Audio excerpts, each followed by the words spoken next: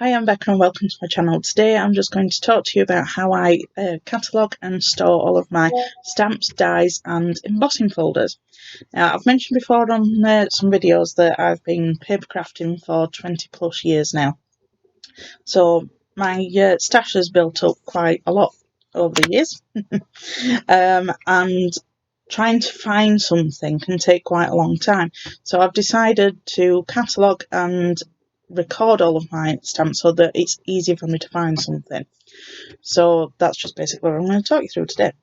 So every time I get a new stamp or die or a stamp and die set or an embossing folder, I will create a new plastic wallet for it, which is what I've got here.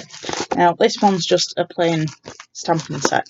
And I've done them on A5 sheets. Reason being is so that I can use the A5 folders that I'm going to show you in a second. And what we do is, my husband helps me do this, so it took me forever if I did it all on my own. So I'll just take it out. So I get some A5 plastic wallets that I don't want to come out of. And then I take a photocopy of the package of what they come in, just so that I know what it is. And then I write at the top what collection it is. So this is SSC, so that is Sarah's signature collection, and that's Every Day is a Fairy Tale. So I know that's part of that collection, because I know Crafters Company bring out quite a lot of collections, so they'll have different pieces that will all go within that collection. So there'll be separate dies, separate stamps, and then they'll have, you know, some stamps and dies so that you can do that, or you'll get embossing folders. Now this is part of the this is just the sentiments for this set. So once I've stamped this, well, not stamped it, I used to stamp them to start with, but then I thought I might as well just photocopy the package of them now.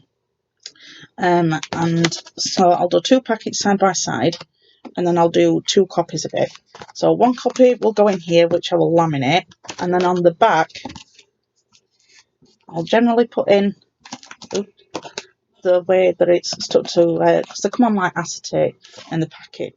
So I'll put it that way so I know whereabouts I've got to put that stamp when I'm putting it back on. So if the stamp's not there, I know it's missing. And plus, it's hard to get them back on the sheet the same way as what they do them when you buy them. So I'll just put that in back just so that it makes it a little bit easier for me. So then I will cut that in half. I'll trim a little bit more off because the A4 sheets, once you cut them directly in half, are just a little bit too big for plastic wallets. So I just trim a little bit off, and then I will store it in a plastic wallet. Now, if it's a stamp and die set or just a die, then I will use some magnetic sheets. Now, you can get plain magnetic sheets and they can cost a fortune, but I use magnetic photo paper, and I generally get this from, in the UK, it's usually in the pound shop or One Below, I'm trying to think of the other one, Pound World, any of those. And if you can land on some of the photographic magnetic paper, then it's perfect. It just holds them in. And this is just to prevent them falling out with the packet. Say if they go upside down. I said that now and it just falls off. But if it's in the packet, it'll not fall off because it's holding it in place. But it just holds it, you know, so that they're rather than just them all sort of like going in the bottom of here and then you don't know whether if you've lost any. But if I do it like that, I know that they're going to stay safe in there. I'll put them back in. So a lot of these new ones that I've got to put away are what I got for Christmas. So if you didn't see what I've got for Christmas, then I'll link below the video that I did just showing you what I got for Christmas, and then you know, you'll be able to see. Some of the ones that we've done is a little bit older because we sort of like let them back up and we didn't get them done. So we've been doing them en masse since Christmas, and now I've just got to put them back in the boxes, which I'm going to show you next time. So once I've done that, and I've got them all catalogued and written down what... Oh dear. Yeah, that's not good. So like say on the embossing folders, I just put a little piece of a sticky label and just write the same thing on. So this is one of their collections, which was the Bohemian collection. But this is from one of the magazines, but it's part of the Bohemian collection, so it's like an extra piece to it. So if I'm saving all my collections together, like an entire collection, then I will put them all in the box together. So all the embossing folders, all the stamps and all the dies, anything from that one collection will go together. Now, I've got quite a lot of embossing folders as well that I didn't label when I first got them, and I've thought since I wish I had. So those are just in a separate box on their own. If I figure out what they're for, then they'll go in the collections. Plus, I wanted all my embossing folders all together because I do use them for clay as well as paperwork. So, yeah, so that's just a separate box. So, yeah, these are just some of the looser ones that I've got. And that one's off of one of their magazines, and then this is just a border one that they've done. So I've not got a folder where I'm actually cataloguing those yet, so that might be the next one on the agenda. But at the minute, we're just going through all the stamps and the dies and things like that. So the folders that I use here, it's an A5 folder. Now I can't remember which folder this is. I think it was a jam making folder that I've got, and I've just covered it with some nice pretty paper. And then on the outside, I'll put what it's for, and that's scene building. Now within these folders, I will store them as in sort of reference. So say if I'm wanting like this, I'm wanting to build a scene. So it's all the things that I can stamp and colour in and die cut out and build up a scene with it. So then I will put that second copy that I mentioned before into the scene building folder. But when I use the other part of it, the one that goes in the box, and I'll show you in a minute, they will just stay in the collections, and I write on the end of the box what collections are in that box. So I know I can go through this folder, and everything in here has got stamps and dies and things in that are for scene building. Now, some of the stamp sets that you get, I'll just flip past one, well, quite a lot of them, they will come with things that are scene building, but they've also got words in. Now, unless I were to cut out all the sentiments and keep them totally separate, it would take me forever, and that's what I started doing originally, so that I would have all the birthday stamps together, the christening, all the anniversary, Christmas, and all that sort of stuff. But I found that I was losing a lot of stamps because they were all individual, and I didn't know what collection was from. And then when I started doing videos, I really need to know which stamp I'm using so I can tell you in case you wanted to buy it. So yes, now I can flick through there and find whatever I want. So this one, it says up here, made to surprise, simple pop-ups, homes and gardens. I know that is what's it got? Made to surprise collection, and it's the simple pop-ups collection. So part of that, this is that stamp set. And I also put, if it's a stamp and die, I put an S and a D, so I know it's stamp and die. Whereas if it's just a stamp, we just put an S. I'm trying to find them. So like those are stamps, so that one would just have an S. So where's the other one? I have got a separate one for dies, but I don't know where else it is. So like this is another one, and this is just purely for sentiments. So this has just got everything in. And at the top of each of these pages, it will tell me where I need to go to find that in particular stamp. So that's the method behind it. And I've got quite a few of these folders going on. Now, another category that I have is characters, which is sort of like all teddy bears and people and all that sort of thing, a bit like this. So, as you can see, got some cool people on these stamps here. I thought they were really funny. Or like cats and foxes and Mrs. Tiggy Winkle, all these sort of things. That is what I'm classing as a character. Now, they do come with like the extra little stamps that go along with them and some sentiments, but I know that if I want that sentiment that's with that stamp, I can just go to that same place and just get it from there.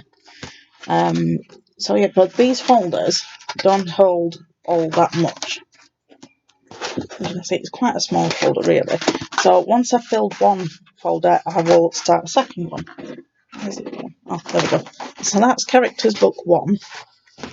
And I can't get any more in that one now. So I've got characters book 1. And then this one's characters book 2. So if I get any more now and then I can't get them in book 2, I'll start a third one. And then I'll keep them on my shelf so I can go to my shelf and decide, right, I need a character, and pull out those folders. So I'm not having to search through absolutely everything just to find a particular character or a piece to build a scene, something like that. What the other ones? I've got them all lined up at the bottom. I've got a massive one that's Christmas, but I've run out of A5 folders. So at the moment they're in a Lever Arch A4 folder, and then I'll just put them into A5s when I get them. Now this one is just for all of my dies. So I've not got all my dies done yet, I'm still working through those.